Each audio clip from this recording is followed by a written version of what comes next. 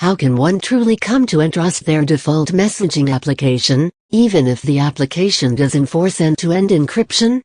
Snowden warned of several messaging apps that are not secure enough and/or share your information with government and secret services, and some even with police. And whom do you trust more? The companies who are trying to market their apps, or Snowden, a Secret Service agent who has worked for several years for the CIA and NSA, the most powerful intelligence agencies of the world?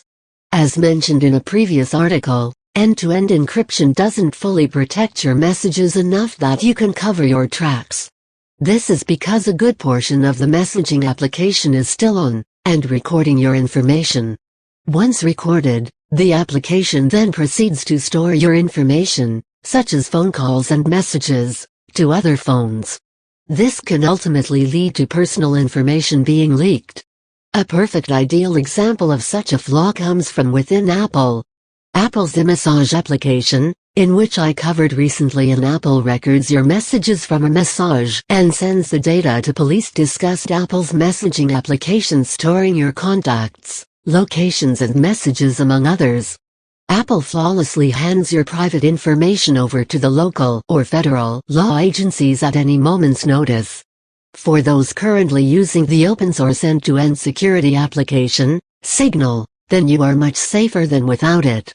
The Signal messaging application is without a doubt the most secured end-to-end encryption service available. Previously, in 2016, the Federal Department of Investigation demanded a vast range of information for 2 specific targets using Signal. However, though the authorities were able to obtain information via subpoena against Signal, it was almost absolutely useless to their investigation, anyway. This was a part of an investigation by a federal grand jury located in Virginia. Signal holds very little information of their respective users, as proven by the latest court saga. Signal's open whisper systems, OWS, won't just hand over anything to the government on say-so. Fortunately for the general public, this proves that when searching for security and privacy communications, Signal is one of the better applications to use, so much so, whistleblower Edward Snowden uses it. The FBI demanded Signal hand over the following information about the 2 suspects: subscriber email, payment information, associated IP address, email addresses, history logs, browser cookie data. The ACLU wrote a section in their post, as the documents show, the government's effort did not amount to much, not because OWS refused to comply with the government's subpoena. It complied, but because the company simply does not keep the kinds of information about their customers that the government sought and that too many technology companies continue to amass.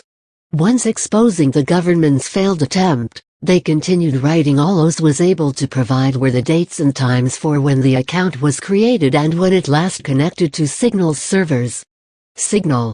The subpoena, hosted on the OWS website, informs the general public that the company is not going to release any private information about their customers, mostly due to the fact they are unable to do so.